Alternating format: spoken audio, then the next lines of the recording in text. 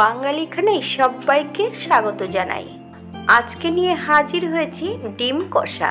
কিভাবে ডিম কষা করবেন চলুন ছোট ছোট টিপস সহ আপনিও খুব সহজে শিখে নিতে পারবেন ডিমের কষা। তবে আমি আজকে এখানে কিভাবে ডিম কষা রান্না করলাম এত কম উপকরণে, চলুন সেটা একবার ভিডিওর মাধ্যমে দেখে নেওয়া যাক। আজকে রান্না করব ডিমের কষা। 4টে ডিম নিয়ে নিয়েছি আর মিডিয়াম সাইজের 2টো আলু। ডিম আর আলু একসঙ্গে সেদ্ধ করে রেখেছি। হাফ চামচ নুন আর হাফ চামচ হলুদ গুঁড়ো ডিম ও আলুর গায়ে বেশ ভালো করে লাগিয়ে নিতে হবে। একটা কড়াইতে বেশ কিছুটা সর্ষের তেল অ্যাড করেছি। সামান্য একটু নুন অ্যাড করব যাতে ডিমগুলো কড়াইয়ের নিচটাতে আটকে না যায়। তেল গরম হওয়া পর্যন্ত অপেক্ষা করতে হবে। এই পর্যায়ে আমি সম্পূর্ণ ডিমগুলো অ্যাড করব। মিডিয়াম আঁচে 2 থেকে 3 মিনিটের মতন ডিমগুলো ভেজে নিতে হবে। খুব বেশি কিন্তু ডিমগুলো ভাজার প্রয়োজন নেই। আমি ডিমগুলো চারি সাইডে একটু একটু করে কাট দিয়ে দিই। আপনাদের পছন্দ হলে এমনভাবে কেটে নিতে পারেন।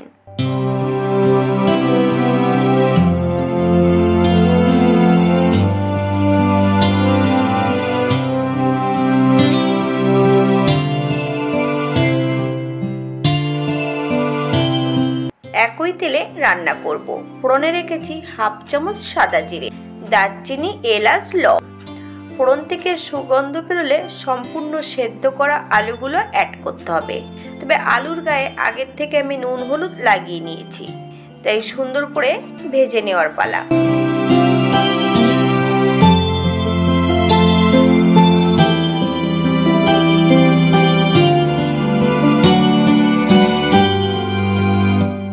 মোটামুটি আলু ভাজাগুলো হয়ে গেছে। এই পর্যায়ে আমি তেল থেকে আলুগুলো তুলবো না। একই তেলে পরপর আমি মশলাগুলো অ্যাড করব। তবে আপনারা আপনাদের পছন্দ মতন আলুগুলো ভেজে নিতে পারেন। 2টো মিডিয়াম সাইজের পেঁয়াজ বেশ সরু করে কেটে নিয়েছি। সঙ্গে 4 থেকে 5 কোয়া রসুন বেশ থেতো করে নিয়েছি। সম্পূর্ণ পেঁয়াজ রসুনটা অ্যাড করে 2 থেকে 3 মিনিটের মতন হাই ফ্লেমে ভেজে নিতে হবে। অথবা পেঁয়াজ রসুন থেকে যতক্ষণ কাঁচা গন্ধ বেরোবে ততক্ষণ পেঁয়াজ রসুনটা বেশ ভালো করে ভেজে নিতে হবে।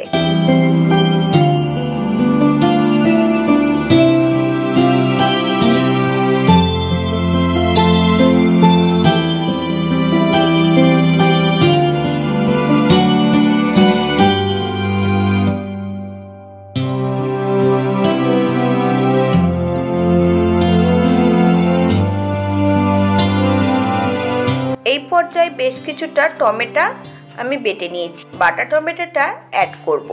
2 থেকে 3 মিনিটের মতন আবারও বেশ টমেটো এবং মশলার সঙ্গে বেশ ভালো করে কষিয়ে নেব।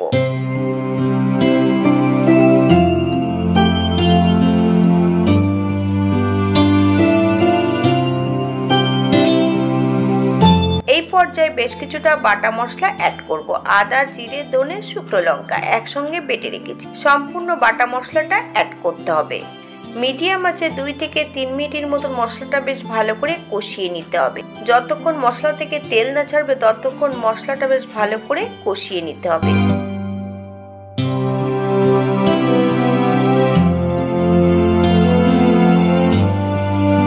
এই পর্যায়ে অ্যাড করতে হবে 1 চামচ টক দই। আমি টক দইয়ের আগের থেকে জলটা ঝরিয়ে রেখেছি।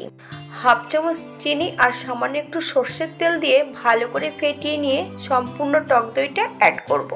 টক দই যখন অ্যাড করতে হবে একদম লো ফ্লেমে, নইলে টক দইটা কেটে যেতে পারে। এই পর্যায়ে 4-5টা কাঁচা লঙ্কা অ্যাড করব। আপনারা যদি পছন্দ করেন তাহলে লঙ্কার পরিমাণটা বাড়িয়ে দিতে পারেন।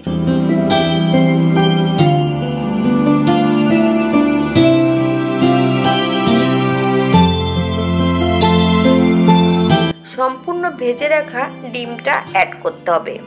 মিডিয়াম আঁচে 2 থেকে 3 মিনিটের মতন মশলা, আলু, ডিম সহ বেশ ভালো করে কষিয়ে নিতে হবে।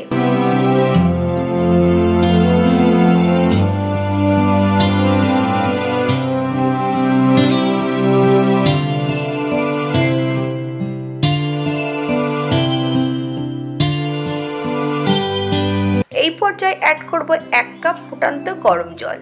আপনাদের যতটা গ্রেভির প্রয়োজন ততটা জল আপনারা অ্যাড করতে পারেন। মিডিয়াম আঁচে 2 থেকে 3 মিনিটের জন্য ঢাকা দিয়ে রেখে দিন। যথারীতি আলুগুলো আগের থেকেই সেদ্ধ করা আছে।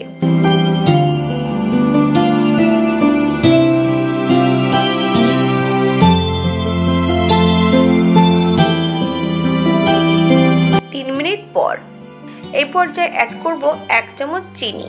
আপনার স্বাদ অনুসারে নুন চিনিটা অ্যাড করবেন। আমি মশলা বাটার সময় নুনটা অ্যাড করেছিলাম এবং বেশ কিছুটা হলুদ গুঁড়ো দিয়ে আমি মশলাটা তৈরি করে রেখেছিলাম, তাই এই পর্যায়ে আমি নুন আর হলুদ গুঁড়োটা অ্যাড করব না। আপনারা স্বাদ অনুসারে নুনটা অ্যাড করবেন। 1 চামচ কাশ্মীরি মেথি পাউডার বেশ শুকনো কড়াইয়ে ভেজে হাতে গুঁড়িয়ে অ্যাড করব। আপনারা গরম মশলা গুঁড়ো অথবা ঘি পছন্দ করলে অ্যাড করতে পারেন। 5 মিনিটের জন্য স্ট্যান্ডিং টাইম দিতে হবে, তারপর সার্ভ করব। এটা দেখতে যেমন ভারী সুন্দর হয়েছে, এটা গরম ভাতে, রুটি, পরোটা সবকিছুর সঙ্গে অসম্ভব ভালো লাগবে। আপনারা বাড়িতে একবার একই পদ্ধতিতে বানিয়ে নেবেন। আজকের ভিডিওটি এই পর্যন্ত। সবাই সুস্থ থাকবেন, ভালো থাকবেন। নতুন নতুন রেসিপি নিয়ে আপনাদের সামনে আবার আমি হাজির হব। হাতে যদি সময় থাকে একটা লাইক, কমেন্ট, শেয়ার করবেন। আর যদি ভিডিওটি ভালো লেগে থাকে চ্যানেলটি সাবস্ক্রাইব করে পাশে থাকবেন। পাশে থাকা বেলটি বাজিয়ে দেবেন, নইলে নিত্য নতুন রান্নার নোটিফিকেশন পাবেন না। নতুন ও পুরনো সকল বন্ধুদের অসংখ্য ধন্যবাদ ভিডিওটি দেখার জন্য।